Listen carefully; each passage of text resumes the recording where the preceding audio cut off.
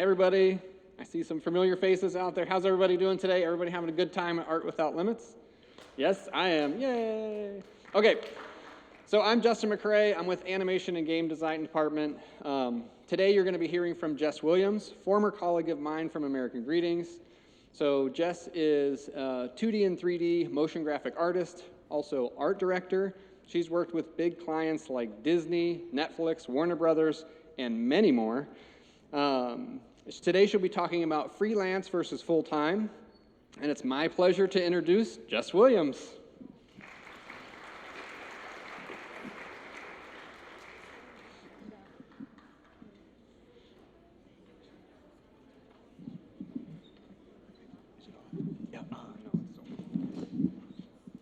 Hello.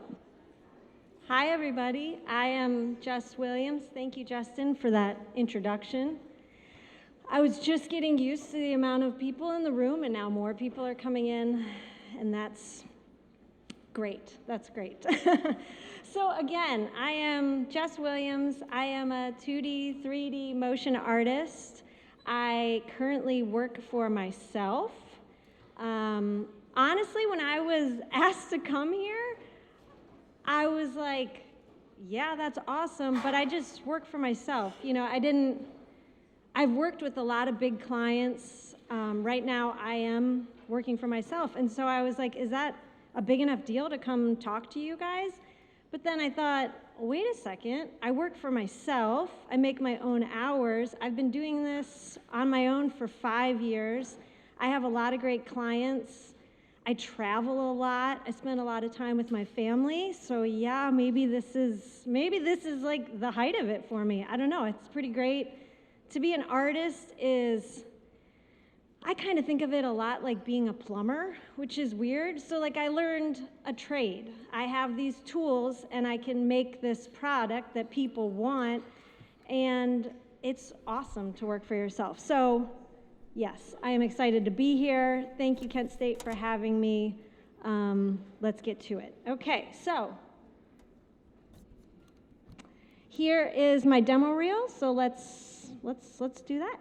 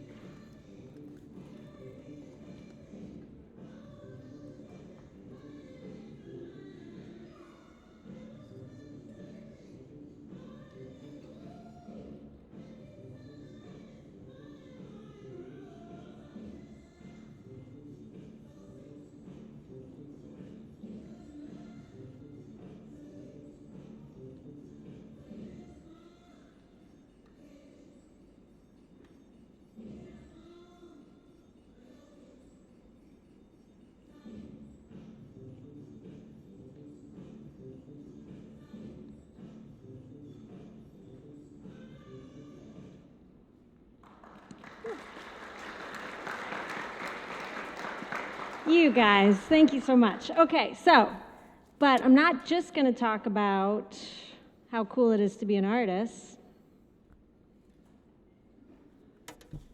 There we go.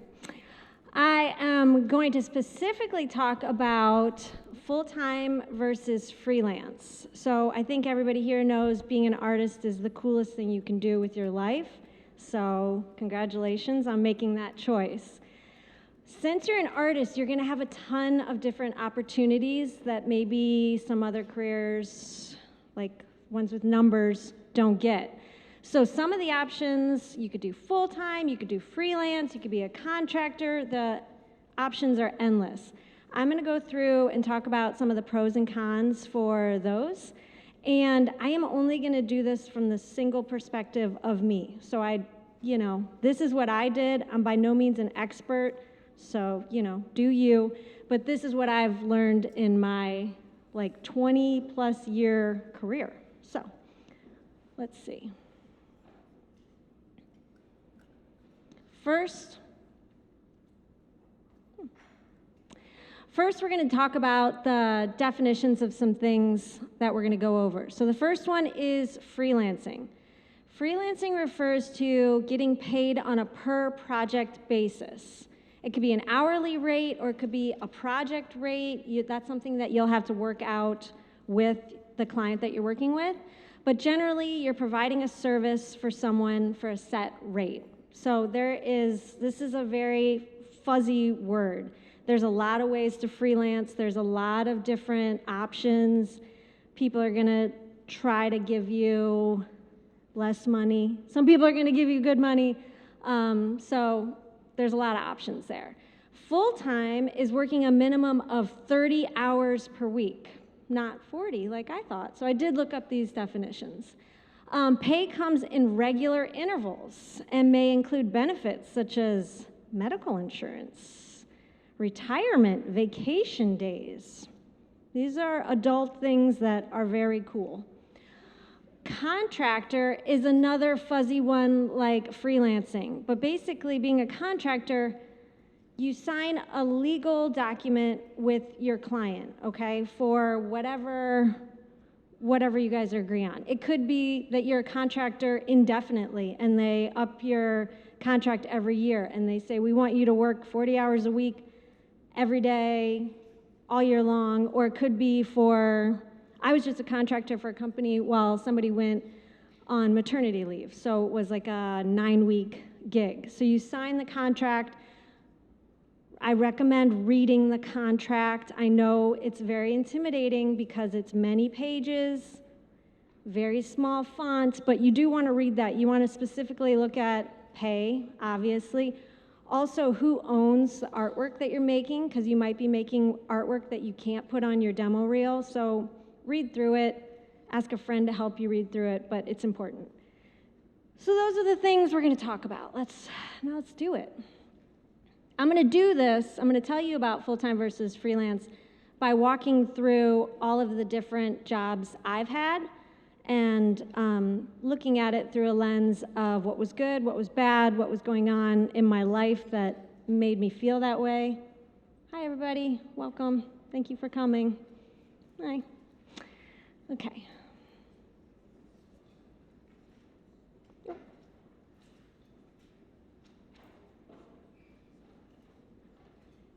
Okay. My very first job out of college in my field was part-time news production. So I imagine you guys have watched the news. I was the Chyron operator. The Chyron is the little graphic that slides on with somebody's name at the bottom of the screen. I typed out those names, and that was me. I had a lot of spelling errors, so when you watch the news and you're like, that was spelled wrong, that was somebody like me who did that. Okay, but I was part-time for this gig, and not just part-time, but I was part-time weekend and holiday fill-in. So that means that I worked the weekend news, morning news. So I had to be there by 4 a.m., just Friday, Saturday, and Sunday, and then I'd leave by 11. I also worked holidays, so Christmas, Thanksgiving, that was me. I was like the bottom of the bottom, but I felt like I'd made it. I was in show business. It was very cool, I thought. Okay, so the pros. Working for live TV, I was part of the union, which I did not know anything about. I still know very little about. But basically, they kind of protected me as an employee, and they did not let me work overtime without making the employer pay me time and a half. Also, on holidays, I got time and a half. So I highly recommend the union. That's a pro for sure. Another good thing was I was part-time, so there was a lot of other part-time jobs there, and they were working other part-time jobs. So they served as great connections for me to get to other places. So I also worked for PBS. I worked for some other places because I met a bunch of people there. So that's how I was able to start, supporting myself. I was living on my own. The cons. I'm right out of college, so I'm maybe 20, just a baby 20-year-old. it did not really support a social life whatsoever, having to work weekend nights and the exact opposite schedule of what everybody else was working. Not fun, not cool, not very social. So, this was not going to be my career, but it was a great place to start out. It was awesome, and wait till you see where I went next.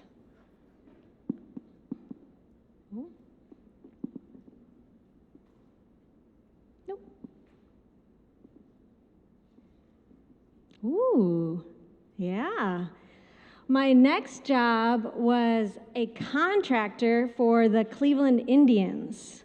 I was not much of a sports person, so this was not like, when I went into it, my dream job, but it ended up being perhaps a dream job. It is very, very exciting working in sports. They were really good that year too, so that was exciting. But I was a contractor, so we're going to talk a little bit more about that. So the good things, being a contractor tends to pay well because there's no job security. So they're going to give you money to kind of look past that, right? So that was great. I got great pay for a temporary position. Another good thing, I was still young, so I could be on my parents' health insurance. Because being a contractor, they were not taking money out of my income for any benefits. I had no benefits. So I also had to pay my own taxes. Let's jump right to the cons. Paying your own taxes is difficult. It is difficult. I was an art student. I didn't take any math classes for years, so I was thoroughly unprepared to do my own taxes. Again, thankful for my parents to help me for that because I still have to do my own taxes, and I'm excited to say that this past year was the first time I didn't cry when I had to do my taxes because it's scary. It's scary, and I feel like they will get me if I lie. I don't know. Another downside of this one, I was a solo there.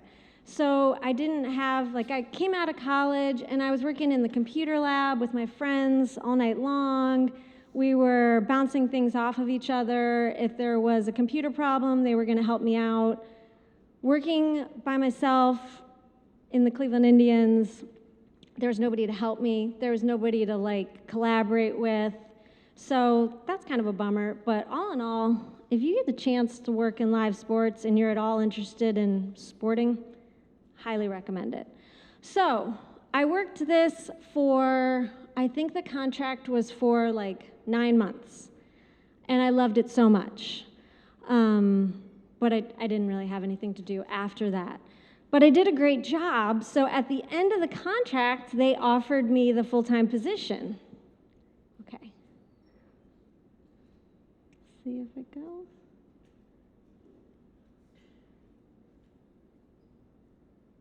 Okay, so they offered me the full-time job, and I was stoked. And then they gave me, this is nothing against the Cleveland Indians. Then they gave me the salary, and it was like a major, major downgrade from my contractor rate that I was making. That was a bummer. And also, okay, in the life of Jesse, I had a boyfriend at the time, and he had a big kid job that they were moving him to Chicago for. And so he's like, come to Chicago. So I had to decide, do I want to stay and work a full-time job at the Cleveland Indians, or do I want to go check out Chicago with no job prospects? Clearly, I chose Chicago. That seemed like the right choice. Location is a big deal. So this is going to be one of the many decisions you're going to have to make in your career lifespan. So location changes everything. It changes your commute, your taxes, your support, everything. So thinking about it, when you're thinking about a new location, will you have support there? Like these are things to think about. What's the cost of living? Chicago is more expensive than Cleveland. just so everybody knows that. Employment opportunities. Are there jobs in your field? What's the competition like? Chicago has a lot of competition. There's a lot of people who do motion design in Chicago, and there's a lot of jobs for motion designers. So that was cool. Lifestyle. Does that suit your lifestyle, being in the city? I had never been to a city before I decided to move to the city. I mean, Cleveland, and we love it, but it's not Chicago. Turns out I'm more of like a country mouse than a city mouse, but it was very fun. I highly recommend it. Okay, so I moved to Chicago without a job. So I freelance.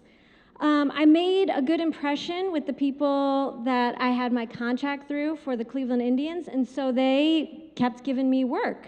So I was able to be a freelancer in Chicago, which was great. I mean, that's so cool. Another thing about being this artist, plumber, tradesperson, like I refer to myself as, is that you provide this service. So even if you don't know anybody, you could go back to freelance.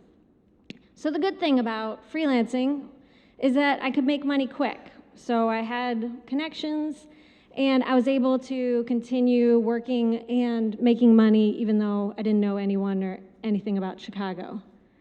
The bad things, I have 3 thumbs downs on this one. Isolation. So I moved to this new city with my boyfriend, and I'm working in our apartment by myself. It's pretty lonely. I didn't know anybody there. I didn't know how to get anywhere, and it's hard to make friends in a city where you don't know anybody. Okay. Oh, it's okay. As long as it's not personal, I'll be okay with this. Cost of living. So Chicago costs a lot more money to live in than Cleveland. So working freelance jobs here and there is not going to support your lifestyle in Chicago. Culture change. I was not prepared for this. Chicago's pretty darn cool, cooler than I was. So when I was looking for full-time jobs, I wore a 3-piece suit, as my parents told me to do. And it turns out they were laughing at me. They told me this at the places that I interviewed.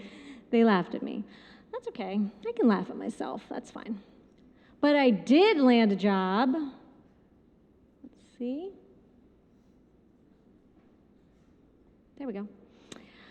I did land a full-time job in post-production at this little company called High Tide Media. The good thing, community. So I started leaving the apartment, and you get to know your city a lot better when you leave the apartment. That's what you do. And I got to work on a team. It was just me and one other dude, but it's better to be working on a team. You learn more, you make better work. The downside was, how I said there's like a lot of motion people in Chicago and a lot of motion jobs? That also means like you're kind of a dime a dozen. There's a lot of people, you're not that special. In Cleveland, I was more special. Not that many people were doing motion design here when I was at that time. So the pay was not great. Also, the company was pretty sketchy. Like it was basically a rundown building with no walls that we were working in. But I looked past that. I was, barely 20-something, right? That's fine. That's normal. It was normal for a while. Let's see.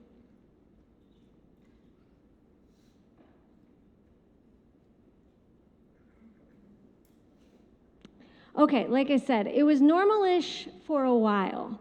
And I have been working for a long time. I have played hooky once in my life. It was this day. I decided I'm in Chicago. I'm going to enjoy this beautiful day. My boyfriend and I are going to do something cool in the city. I'm not going in. So I called in sick. And not too long after that, one of my friends called me and he's like, you got to come into the office today. And I was like, no, I'm sick today. And he's like, no, you need to come in today's the last day the office is going to be open. You got to get your stuff. They're closing the doors. And I was like, dang it. So that kind of stuff happens in this industry in a post-production company. So like you're at a small company and say they lose their big client, that might be it for the company. This is not going to be the last time you hear this story for me, unfortunately, throughout this talk. So, not great. But the good thing is, if you have a full-time job and then they close their doors, you can file for unemployment. That's cool. So that's short-term financial assistance to help while you look for another job. So that's very cool. The bad thing is you have to start the job search again. But I had a little bit of experience. I know some people. I had a bunch of connections that had also all been fired the same day as me. So I had this community with me, and through them, I was able to get my next gig. And my next gig was very cool. It was a contractor for this very high-end post-production company, Leviathan. These guys were very cool. They were very hip. They were working on Super Bowl commercials. They were working with the biggest clients, beer and alcohol brands. They were working on movies. They were working on like cutting-edge displays for Vegas. It was insane. Okay, so the work was awesome. I learned a ton being there. I was a contractor, so I knew this was temporary. I was getting paid on a week-to-week basis. But they were willing to give me a shot.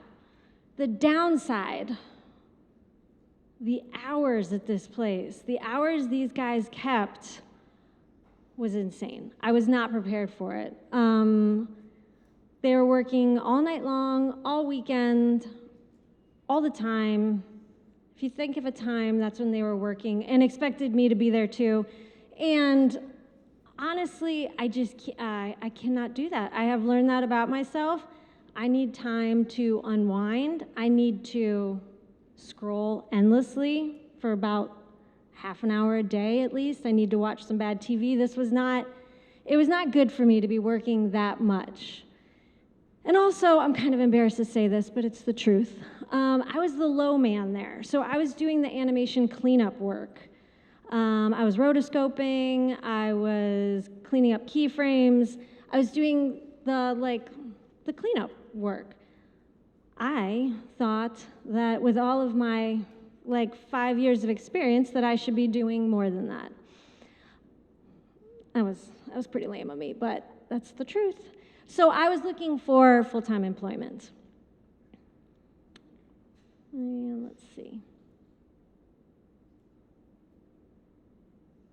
So I'm looking for full-time employment, and I found full-time employment at this very cool company. They were making motion graphics. They were doing commercials, TV show titles, movie titles, documentaries, everything. And I'd be part of the A team. And when I say A team, a lot of bigger motion graphic companies will have like an A team and a B team. So the A team works on the higher level projects, the bigger name ones, and then the B team works on the ones that are a little lower level. Still good, but a little lower level. And so I told Leviathan that I got offered this job, and they're like, wait, you could stay here. We'll offer you a full-time job.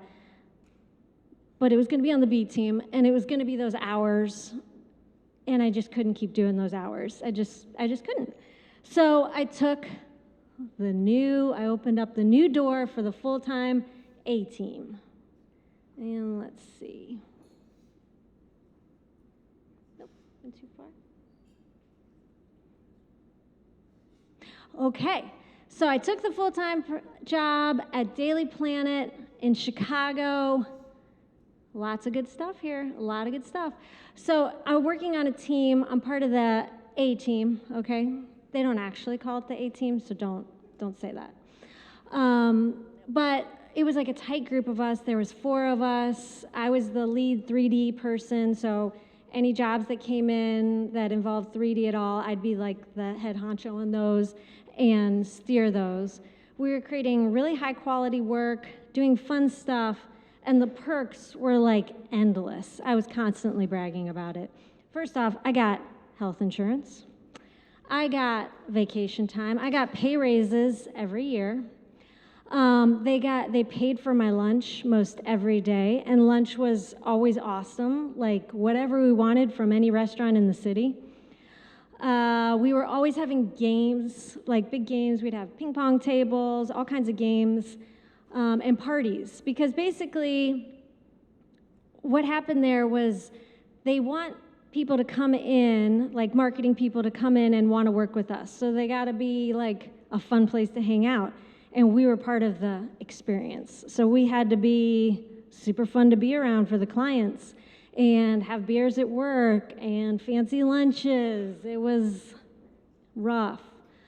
So we did that, and it was super fun, and I loved it. The people I worked with were awesome. The downside was, again, those pesky hours.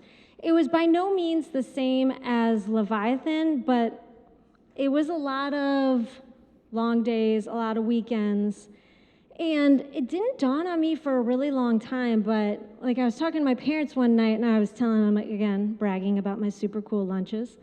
And they're like, Jessica, you do realize that they're paying for your lunches because you can't go home, and they're paying for your dinners because you can't go home. They want you to keep working. Like, they're paying for your lunches so you'll stay there and keep working around the clock. And I was like, I did not think of it.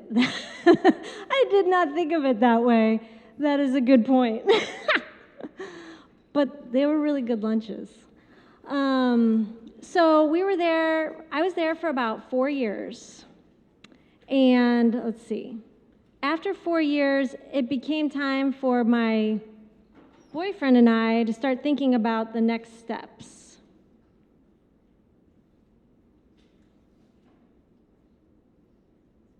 Okay, there we go. So thinking about the next steps, Chicago is crazy expensive. We were renting at the time, and we started looking for places, and we could basically afford a one-bedroom loft, not with parking. It was very expensive. So, you're thinking about having a family. It wasn't going to happen in the city. So we started thinking about moving back home, and it seemed like a good idea, right? We got support there. You could get a house that has parking, maybe more than a one bathroom. There's a lot of good things about it. So we decided to leave Chicago and come back to Cleveland. So what do I do when I move to a new place? Obviously, I have no job. I go back to freelance, of course. It's always awesome. You can always go back and fall back on freelance. And now that I had this Chicago experience on my resume, I was feeling pretty good. The downside is pretty much everything else. We were married and looking for a house, so my office was in my in-laws' basement. That's not a good experience. I don't recommend that. So I had to get out of that. So I was looking for full-time jobs, and I found a full-time job. There we go. It was at this startup in Fairlawn. And they really liked my resume, that I had all this experience. They liked that. So I got the job. I was getting paychecks again. I was getting benefits. There was perks galore at this place, which was weird-ish because it was kind of like a confusing startup. I didn't really know what they were doing or how they were making money. But we got massages every week. They were paying for lunches. I only had to come into the office like 3 or 4 days a week. It all sounded great, right? The negative being not too challenged. I was working by myself. It wasn't that exciting. So you know how I said it all sounded so great? Sometimes when it's so great, it's too good to be true. And sure enough, they shut their doors down like less than a year. Again, I don't really know what they were doing there, but they were spending a lot of money on perks. Maybe not the way to go. So I was able to land a job at American Greetings as the assistant art director. This was a big deal. This was my first time in management, and I felt like I really arrived. Like all these long hours, hard work, I felt like, see, this is me now. I'm an art director, pretty big deal. So I was assistant art director for about 2 years, and then I got promoted to art director of AmericanGreetings.com. I was that for another 2 years, and then I got promoted again to be art director of a couple brands for another year. So the pros and cons for American Greetings, so many pros. I highly recommend it. Great company. Great salary. This is a creative company that has a creative product, so they really value creatives. And they pay for that, so that's awesome. I was climbing the corporate ladder, which was fun. It was a different challenge for me. I'd always been the one making the art, so when I was in management, I wasn't really making the art anymore. I was managing the artists. But it was fun. It was a different challenge. I liked it. I liked it. Power. I felt like, I could tell you guys this, I felt like I was super powerful and important because I was in meetings all the time with important people. They were sending me cool places like South by Southwest to represent the company. We were running all kinds of brainstorms. I just thought I was doing people's salary reviews. Like I felt pretty cool. I felt like this. I felt important. The downside, again, is time equals money. So that commute to American Greetings was like an hour in each way, and I had to work 8 hours a day. So then add on 2 more hours. That's 10 hours a day that I was gone. And during this time, I had 2 beautiful children that, that's a lot. But I had to put them in daycare. And daycare is no joke expensive. A lot of people choose not to work once they have kids because daycare is more expensive than their salary.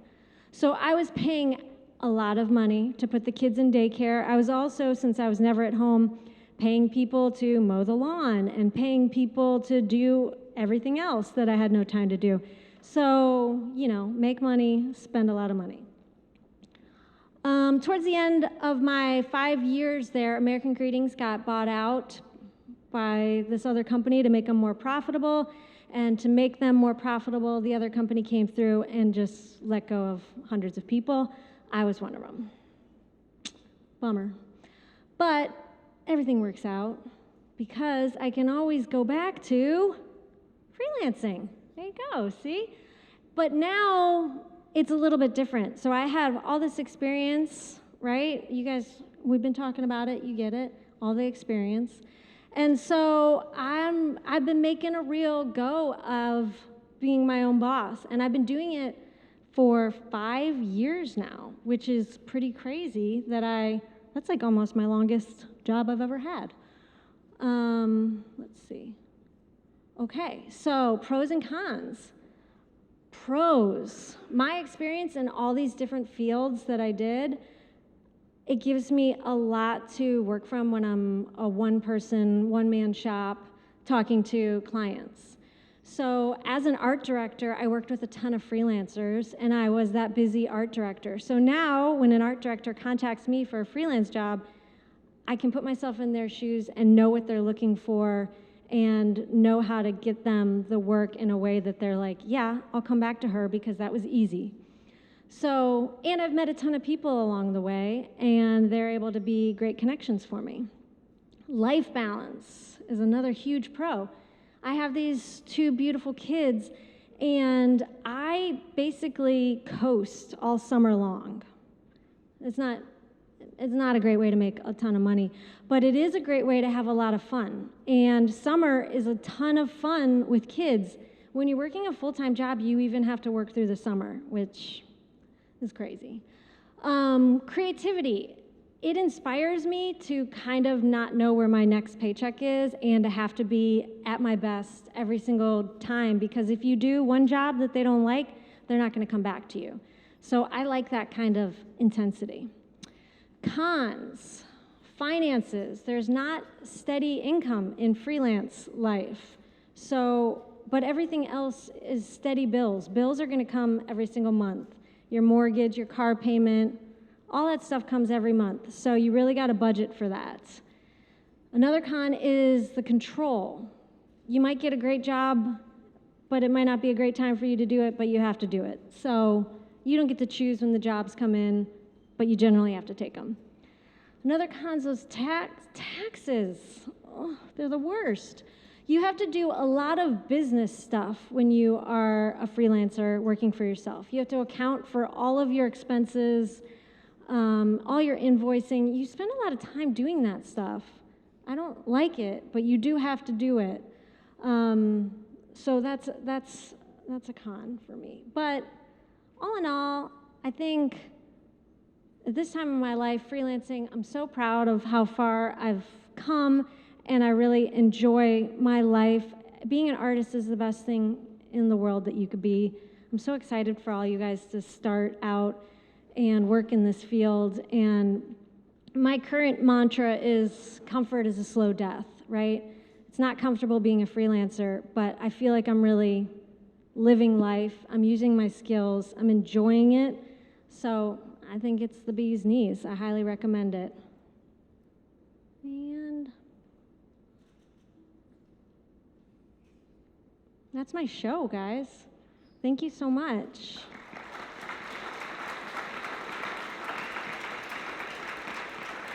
Does anybody have any questions or any? Oh, yes.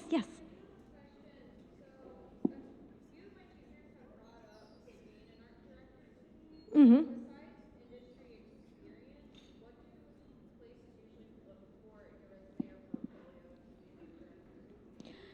Well, they're looking for, your work and your eye to see your taste level, but also being an art director is a lot of person, soft skills. So you have to be able to communicate well, you have to be able to give and receive feedback well. Those are those soft skills that honestly not all artists have any desire to talk to other people. So those are things you have to put out there and lead with if you want to do art direction. Anybody else? Oh, yeah? No? No, okay. I think that's my show. Well, thank you guys. Thank you.